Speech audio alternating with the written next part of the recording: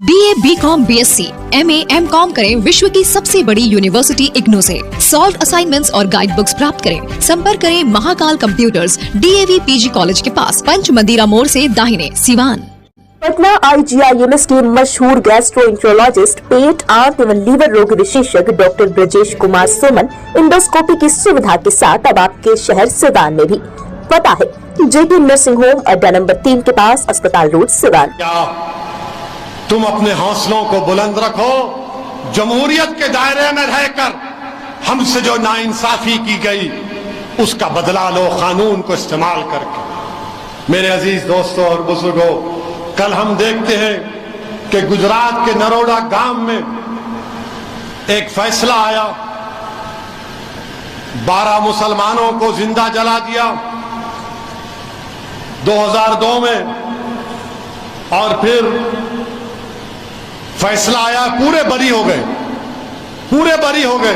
तो क्या हमारे वजीर आजम जो सबका साथ सबका विकास की बात करते हैं, क्या वजीर आजम उस फैसले के खिलाफ अपील करेंगे?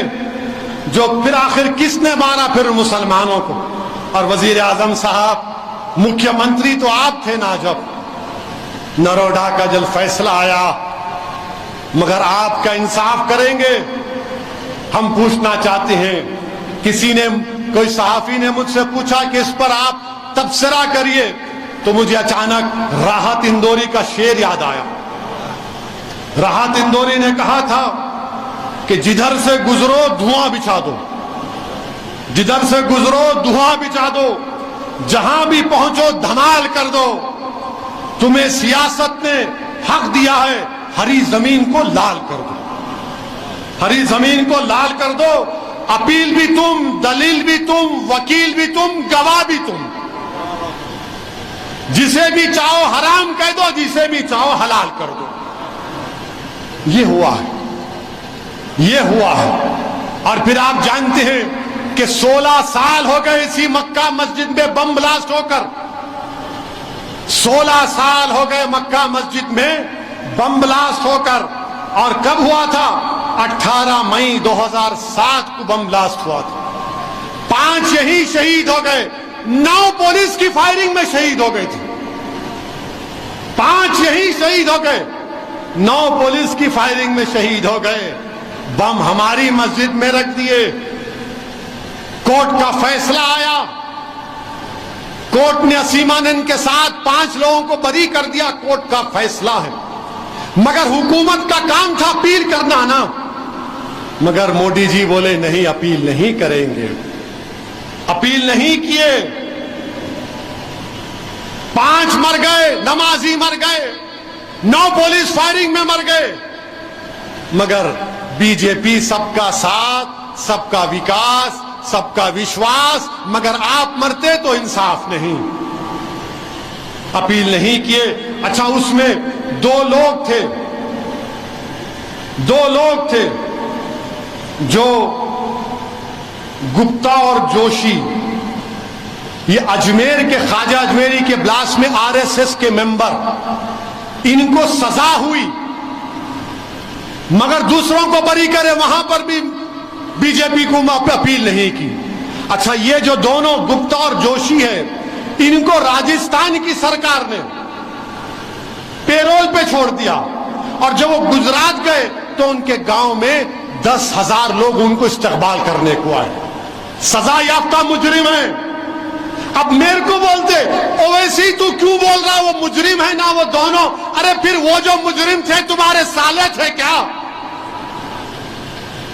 जो ख्वाजा अजमेरी के बम ब्लास्ट में गुप्ता और जोशी कौन थे? तुम्हारे सगे थे, तुम्हारे शौहर के भाई थे, तुम्हारे बाप के भाई थे, तुम्हारी बीवी के भाई थे। तुम मुझ पे उंगलियां उठाते हो। 10,000 लोग उनका इस्तकबाल किए। अब आप बताइए, लोग बोलते कि नहीं नहीं, ऐसा नहीं बोलना चाहिए, हालात ऐसे। अरे हालात ऐसे नहीं है, हालात शुरू से ऐसे। आपको मालूम, मलियाना में 1987 में 70 मुसलमानों को मार दिया गया। 87 में 36 साल हो गए कांग्रेस की हुकूमत, मुलायम सिंह की हुकूमत, मायावती की हुकूमत, बीजेपी की हुकूमत, फिर मायावती की हुकूमत, फिर अखिलेश की हुकूमत, अब बीजेपी की हुकूमत। आपको मालूम 36 साल के बाद किसी ने भी मुसलमानों को नहीं मारा, खुद से मर गए। मक्का मस्जिद में ब्लास्ट, लोग किसी दूसरे प्लेनेट से आके रख के चले गए, मर गए। मलियाना में कोई आसमानों से आए, मार के चले गए। नरोडा में आसमान से आए, मार के चले गए। क्या हो रहा है हमारे देश में? इंसाफ नहीं होगा क्या? इसीलिए तो कहता हूं इंसाफ कैसे होगा जब मैं कहता हूं कि मजहब के नाम पर निशाना बनाया जा रहा है। तो सच्चाई क्या है, झूठ क्या है, बताओ मुझे। मेरे अजीज दोस्तों और बुजुर्गों, फिर एक लड़का है जिसका नाम फरहान पठान है। फरहान पठान है, इसने अपने व्हाट्सएप के ऊपर स्टेटस लिखा है। इसने अपने व्हाट्सएप पे स्टेटस लिखा, जंजीरों से बंधे हुए शेरों पर कुत्तों ने किया हमला। इसने अपने व्हाट्सएप स्टेटस पर यह लिख दिया। मध्य प्रदेश में जेल को भिजा दिया उसको। मध्य प्रदेश में उसको जेल को भिजा दिए। मारने वालों को कुत्ते नहीं बोलेंगे तो क्या बोलेंगे? बिल्ली बोलेंगे। मारने वालों को कुत्ते नहीं बोलेंगे तो क्या, वो क्या नजीस जानवर बोलेंगे। जेल को भिजा दिए। अच्छा, उसके खिलाफ कंप्लेन कौन किया मालूम आपको? उसका बचपने का दोस्त जाके कंप्लेन किया। उसका बचपने का दोस्त जाके कंप्लेन किया। अब आप बताओ। अच्छा, आपको मालूम इंदौर में क्या हुआ? इंदौर में क्या हुआ मालूम आपको? ऐसा हिला, ऐसा नहीं मालूम, यही मामला है। और देखो सेलफोन, इंदौर में एक बच्चा है, नाबालिग है।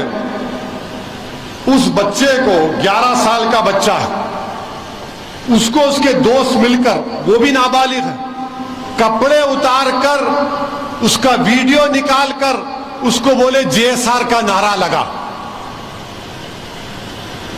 बच्चे ही हैं। अरे बच्चों के दिलों में जहर कौन डाल रहा है? कौन डाल रहा है? मैं उनके मां बाप से पूछना चाह रहा हूं, जो 11 साल के बच्चे के कपड़े उतार कर उसको मार कर ये नारा लगा रहे हैं। अरे आपके बच्चों को आप क्या बना रहे हैं? अगर मुसलमानों की नफरत से आपकी आंखों पर पर्दा पड़ चुका है तो याद रखो, ये देश के लिए बच्चे जब बड़े होंगे खतरा बनेंगे। ये आपके बुढ़ापे का सहारा नहीं बनेंगे। जो इंसान बनेगा वो देश के लिए ताकतवर बनेगा। जो इंसान बनेगा वो अपने मां बाप का सहारा बनेगा बुढ़ापे में। ये 11 साल के बच्चे का वीडियो निकाला गया। अब आप बताइए कि क्या हो रहा है? कि मेरे अजीज दोस्तों और बुजुर्गों, ये वाकयात हमारे मुल्क में हो रहे हैं और फिर उसके बावजूद भी नहीं, इन बीटी में इन लड़े तो ऐसा होता। ये क्या हो रहा है बोलो फिर? क्यों नहीं बोलते तुम इन बातों के बारे में जो मैं खुल साफ तौर से बयान कर रहा हूं? आप क्यों नहीं बोलते? बोलो ना। और हम तेलंगाना की हुकूमत से मुतालबा करते कि मक्का मस्जिद के ब्लास्ट के बाद जो भास्कर राव कमीशन की रिपोर्ट थी फायरिंग की, उसको अवाम में लाया जाए। क्यों गोली चलाई गई मुझ पर? मस्जिद के जालियों में बंदूक रखकर गोलियां मार रहे थे। वीडियो है, देखो आप। पुरानी हवेली के एक बच्चे की लाश को मैं देखा हूं, घुटने में गोली लगी, पूरा खून वहीं पर बह गया, शाली बंडे पर शहीद हो गया। रिपोर्ट तो लाना चाहिए, भास्कर राव कमीशन की रिपोर्ट को लाना चाहिए, हुकूमत की जिम्मेदारी है। मेरे अजीज दोस्तों और बुजुर्गों, और एक चीज, मैं यहां आ रहा था तो देखा कि हरियाणा में एक कंपनी है स्काईलाइट हॉस्पिटैलिटी। ये कांग्रेस के बड़े परिवार के दामाद की कंपनी है। इनको जमीन दिए थे दामाद को, तो बीजेपी इसके खिलाफ थी। अब बीजेपी खुद कोर्ट को बोल रही कि नहीं, सही तरीके से दामाद को जमीन दी गई है। ये बात समझ में नहीं आई। ये बी टीम कौन हो गए? अब समझे आप? बीजेपी कितने साल से बोल रही थी कि जमीन गलत दिए, अब कोर्ट में बोल रहे नहीं नहीं सही दिए। कोई मैच फिक्सिंग कर लिए क्या आप? अब बोलो आप, मैं भी बोल सकता हूं। मैं हालत रोजा में अभी रोक के बोल रहा हूं, 7 बजे के बाद तकरीर करा तो पूरा नक्शा उतार देता था। मगर आप अब देखो, आप यहां कोई कुछ नहीं बोलते, कोई कुछ नहीं बोलेगा। और एक बात, एक सत्यपाल मलिक साहब है, बोर तो नहीं हुए ना? तो दुरूद शरीफ पढ़ी, अल्लाहुम्मा सल्ली अला सय्यिदना मुहम्मद अब्दुका रसूल। एक सत्यपाल मलिक साहब है,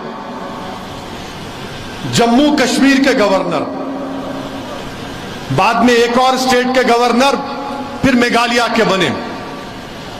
3 स्टेट के, जब कश्मीर में 370 हटाया गया, जब कश्मीर में पुलवामा हुआ, जब हमारे सीआरपीएफ के गाड़ियां जा रहे थे, फरवरी 2019 में बम ब्लास्ट हुआ, हमारे बहादुर सिपाही मारे गए, याद है ना आपको? उसके बाद मोदी जी प्लेन लेके भिजा दिए, प्लेन बालाकोट में, वो भी याद है ना आपको? फिर इलेक्शन हुआ, 306 आ गए। ये गवर्नर जब उस वक्त थे, उन्होंने इंटरव्यू दिए एक मीडिया के वेब पोर्टल को कि मैंने मोदी को कहा कि इसकी जिम्मेदारी हम पे आती है। अगर हम हमारी सीआरपीएफ के फौजियों को 4 प्लेन में बिठाकर प्लेन से भिजा देते तो बम ब्लास्ट नहीं होता था। तो सत्यपाल मलिक ये बोले कि मोदी उनको बोले, अब तू खामोश हो जा, अब तू खामोश हो जा।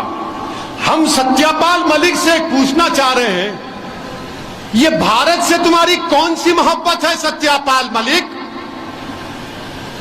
तुम गवर्नर की कुर्सी को बचाने के लिए भारत के शहीदों की खून से होली खेले तुम?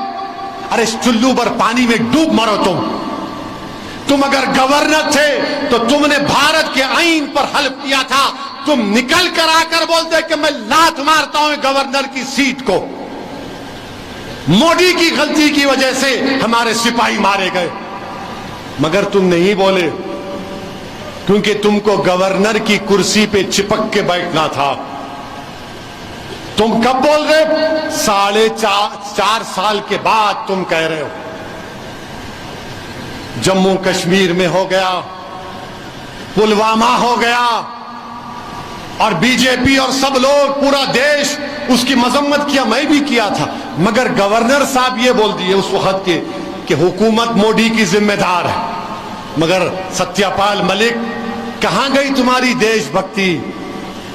तुम उस वक्त निकलकर सच्चाई को बयान करते, मगर तुम चाहते थे कि मोदी चुनाव जीते, तुम चाहते थे कि मोदी उसको इस्तेमाल करे। और उसके बाद अब तारीख में जाओ, आप ये बोल के खत्म कर रहा हूं, तारीख में जाओ। जब हिटलर आया था जर्मनी में, पोलैंड में हिटलर पोलैंड पे हमला करना चाहता था, तो हिटलर को समझ में नहीं आ रहा था। तो हिटलर क्या क्या अपने आर्मी में जो पोलिश जबान बोलने वाले थे उनको कपड़े पहनाकर बॉर्डर पर ले जाकर पोलैंड में पोलिश आर्मी के कपड़े पहनाकर पोलैंड के उस गांव में लोगों का कत्लेआम करा दिया। और उसके बाद हिटलर रेडियो में आके बोला कि पोलैंड मेरे लोगों को मारा, मैं हमला कर रहा हूं। ये तारीख का हिस्सा है। मैं ये नहीं कह रहा हूं कि 1+1 मत कर लो आप, वरना मीडिया वाले बैठे होंगे, क्या मौका दिया आप, अब इसको 9 बजे 6 बजे। अरे प्यारे, मैं तारीख का हवाला दे रहा हूं। तुम में अगर हिम्मत है तो सत्यपाल मलिक को बुलाकर उसको बिठाकर पूछो। मगर हिटलर ऐसा किया था, उसी वजह से वर्ल्ड वॉर 2 शुरू हुई। हम थोड़ा थोड़ा तारीख पढ़ते हैं, सालार का करम है, सालार की तालीम है कि मैं किताबें पढ़ता था। तो वही किताबों में से मैंने ये पढ़ा कि वर्ल्ड वॉर 2 ऐसे शुरू हुई थी और आज मरहूम कायद को इंतकाल होके 15 साल हो गए। हम अल्लाह से दुआ करते हैं कि अल्लाह सुब्हाना तआला सालारे मिल्लत को उनकी मग़फ़िरत फरमाए।